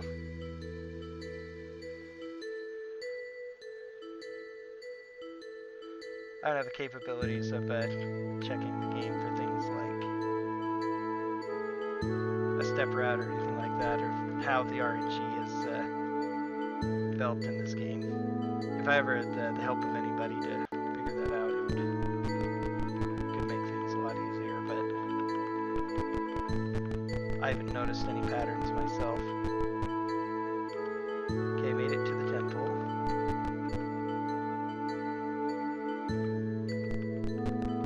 Surprise them, so it's a free flee, which actually doesn't flee. There is actually, if you flee from somebody who is not surprised, as you may have noticed, oftentimes you'll run randomly to a different location.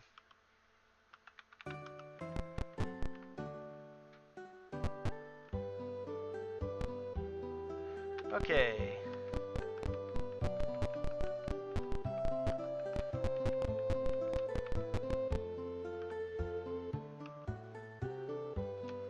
This is what I really want, is this dust. Wand is good too. Wand potions are pretty good. None of the rest of the treasure is that great in here. I was always grabbing it before, I'm actually going to not this time. But now, this is perfect. Now I'm going to be ambushed when I leave. I would also get ambushed if I opened the other treasure piles, or you can fight the battle and do it, which is what I usually do. But this is also convenient.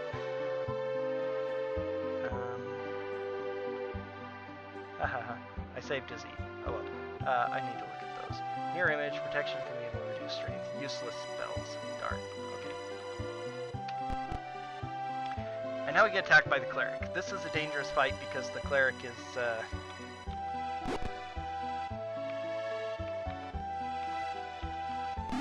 can cast hold person spells, which will make my characters be one-shot as easily as sleep spells and such have done to them. So I need to absolutely make sure that... Okay. Now the fight's easy. I just have to cast a fireball at some point to... Gurton will help out with spells like that. It's actually pretty useful. Oh, good. Oh, wow. Fireball takes time. The fact that I got it off immediately is super duper duper useful. Okay, now it's just fireworks. Oh god, 21.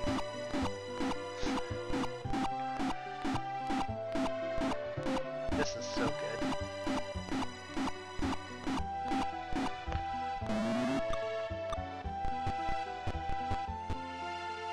Yeah, see all these guys? This would normally be a super long fight. Fireball cuts out minutes from this fight, similar to how it would in the fight. Durton will leave the party after this. His duty is to cleanse this temple. So if we have, so once we've defeated the half-orc in charge of the temple, he now can cleanse it. And it actually clears out these two sections and makes them fully explorable. No more random encounters, I mean, in the rich district where I was first, or in this,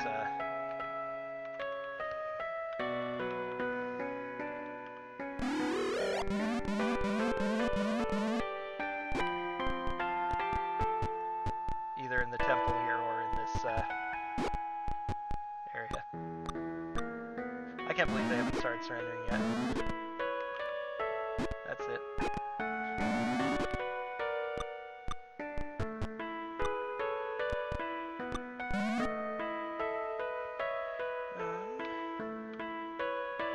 Oh, that was not spell, actually.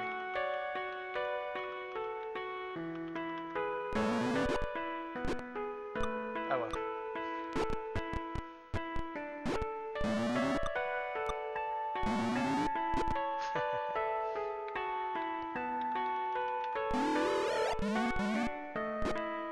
They were helpless from choking and gagging, but they would recover really quickly because of that.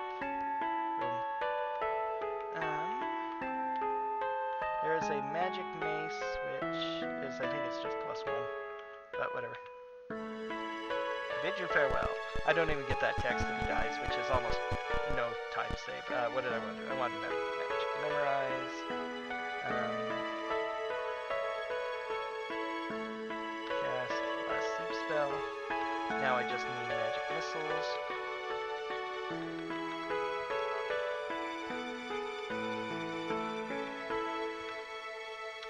What did I cast? Detect magic is all. Took no damage. That's awesome. Despite a couple of encounters, this went really well.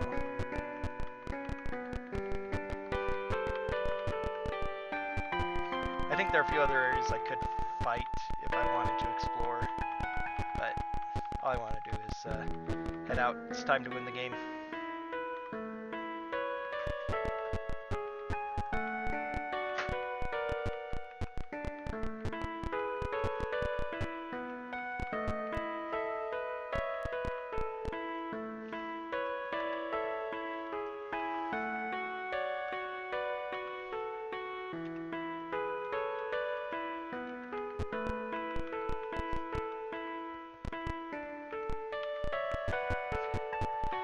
Sadly, nobody actually has enough experience to level, which makes returning home almost pointless, but I can freshen up the last few things. Pool, buy some arrows. I don't know how many you have left. Plenty. Oh, I do need to identify these potions so I know what's what. That's the important reason to return home. Giant strength is good. That's mostly it, so I can differentiate the potions. If I could memorize what they were, I could probably skip going home and just run, but... Okay, I think... And... Yeah, it's just a mace +1. 1 magic missiles, magic missiles, okay.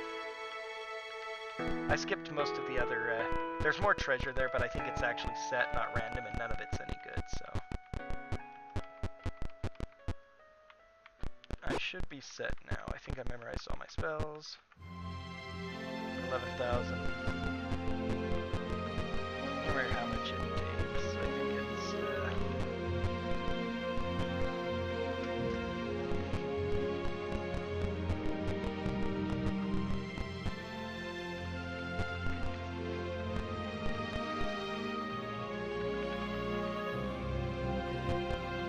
it's nighttime. I get a lot of encounters.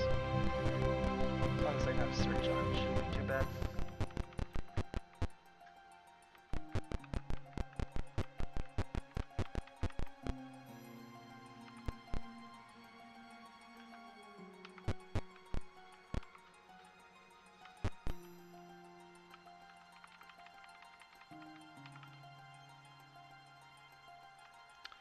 Okay.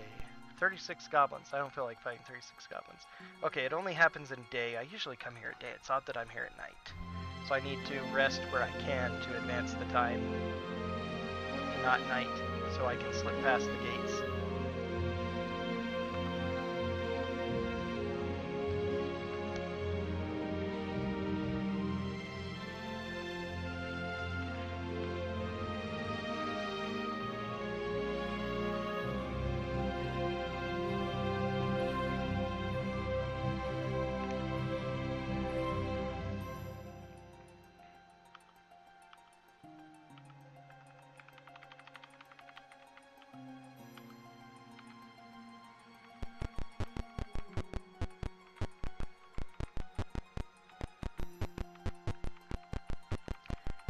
It's not safe to rest in a lot of areas, even if you don't get any random encounters.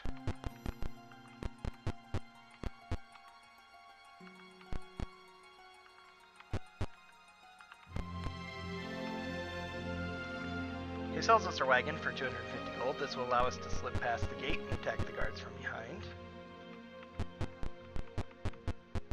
This is another thing I always do that I might be able to actually skip, since I really don't collect anything of super value.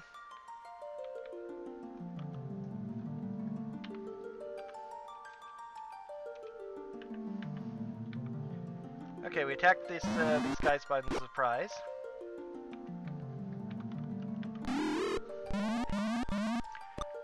Ettins are surprisingly good at choking and gagging.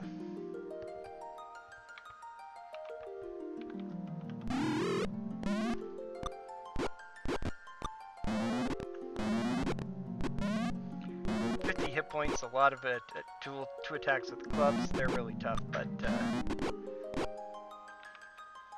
that happens easy. Okay, there's one ring of protection plus 2 for some reason. I've never been able to figure out why. This one does, but the other one, which is identical, they do not have a ring of protection plus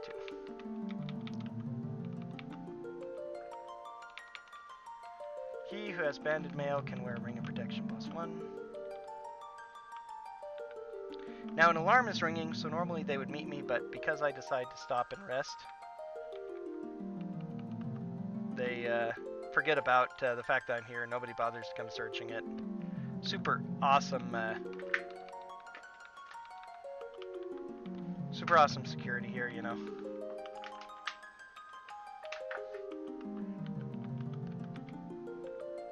Nobody would ever think that they're actually in the tower, even though this tower raised the alarm.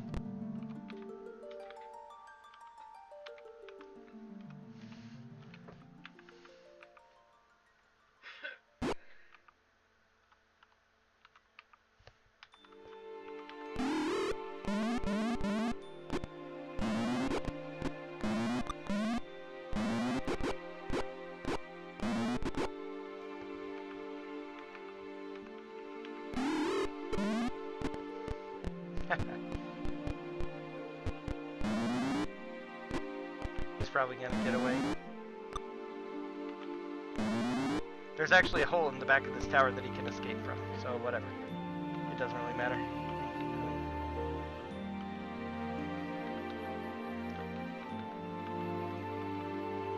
Oh, and there's plus.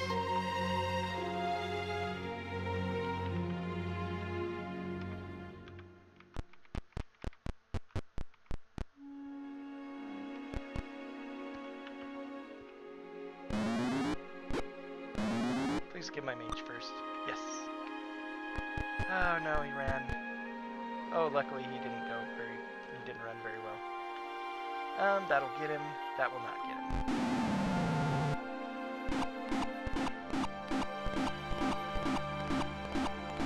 At least it's a decent fireball. Most damage spells in D&D allow you to save for half damage.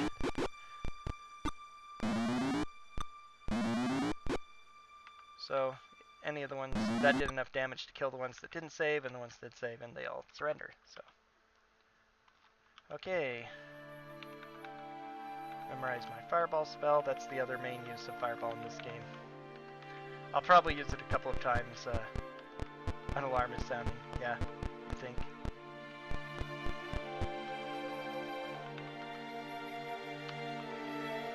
Enter Vallejo Castle.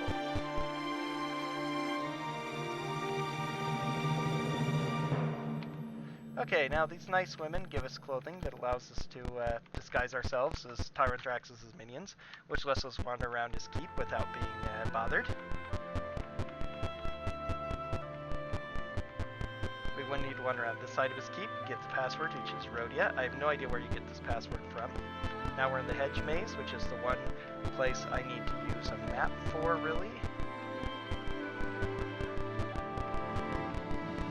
It's a pretty It's got a lot more branches and turns than that teleport maze even. This teleport maze is a pretty simple solution if you know what you're doing.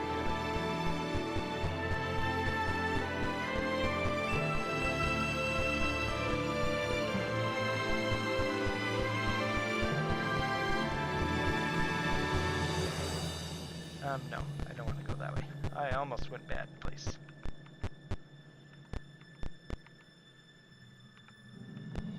Okay. So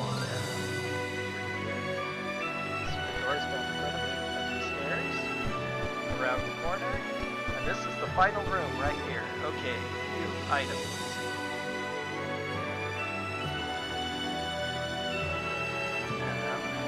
Ready? Use potion of speed. Ready? Use dust of disappearance. Trade that to silver. Ready? Use potion of giant strength. Use potion of speed. The first fight against all his guards is actually the tougher one, but luckily it's a lot easier when you have dust of disappearance. It is, and though the dust of disappearance is mostly for the next battle against Tyranthraxus, it's what makes it an easy fight. Cast bless. Okay, here we go.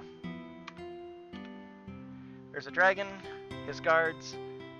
Because they can't see us and they're invisible, they're just going to stand around even if I throw a stinking cloud on them.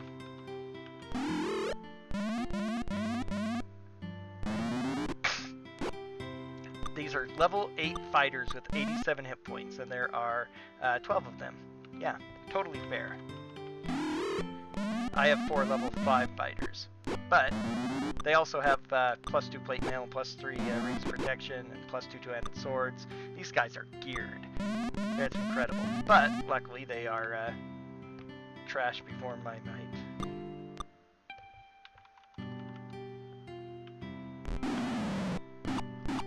Oh god, horrible roll and saves. Okay. Okay, let's go ahead and do some hold persons. Hold people?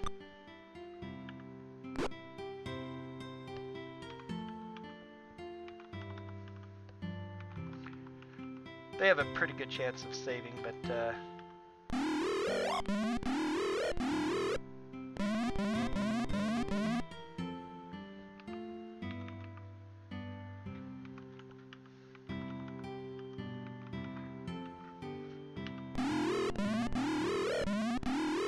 nice. Okay.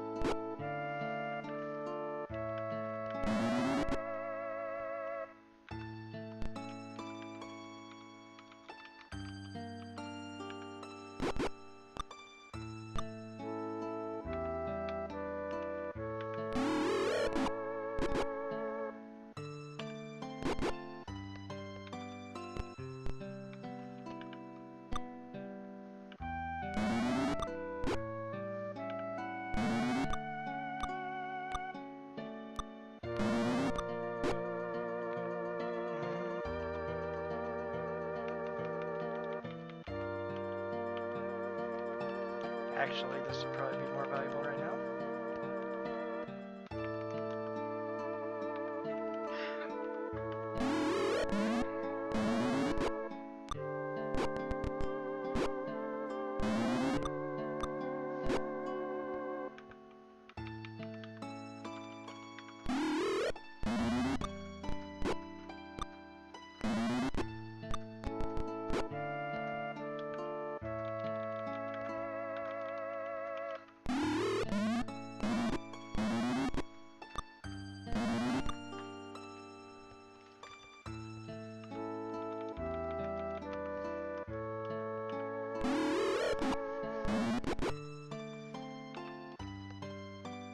Okay, now they have awesome stuff. Let's take it. So, invisible people just burst into Tyranthraxus' place. Somehow he knew we were there, ordered his guards to kill us. His guards are standing around looking for us. We slaughtered them.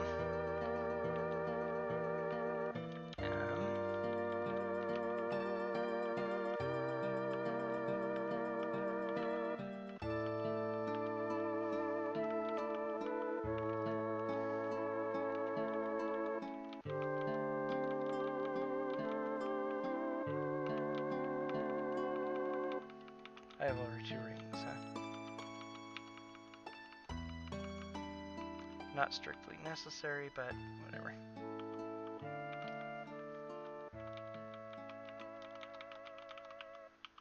And now he's seeing these invisible people loot his guards. And I guess their stuff's just vanishing as we put it on.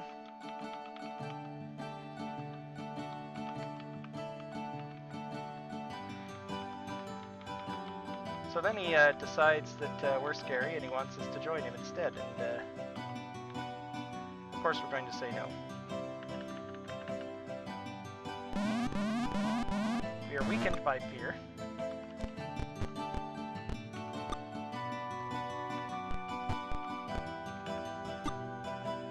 He tries to breathe on us, but he can't because he can't see us.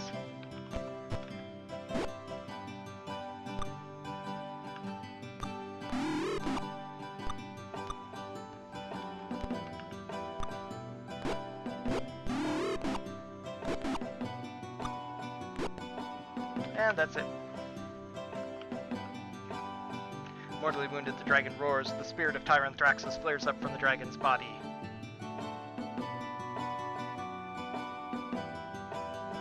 Fools, you but slain the body I possessed. I cannot be defeated with the power of the Bull of Radiance, which I moved here to my lair. I will still rule by possessing one of you. No, Lord May, do not call me back. I can't do anything to advance this text, so I go ahead and read it all the time anyway, with my horrible acting skills. And the next one goes so fast you can't read it. It probably goes slower if I had slower speed. I failed. Do not call me back. Through the pool. No. That took longer than usual. Oh. I have to advance time so I can win the game because you can't come in here at night. Okay, and time is when I receive my reward. Boom. 45,000. There we go. And they tell me that I've beaten Tyranthraxus, but I can continue trying to clear everything out. However, my characters are now locked as having finished the game, so I can transfer them to Curse of the Azure Bonds, but cannot reuse them in any other game except for this one. So, voila. That was Radiance. I got my sub 2 hours by quite a large margin. Very happy about that. Now I've got to play around with a couple of other modes, including I have Curse of the Azure Bonds that I'm working on. I ran that in about 4 hours, just a dry test run to see what it's going to feel like.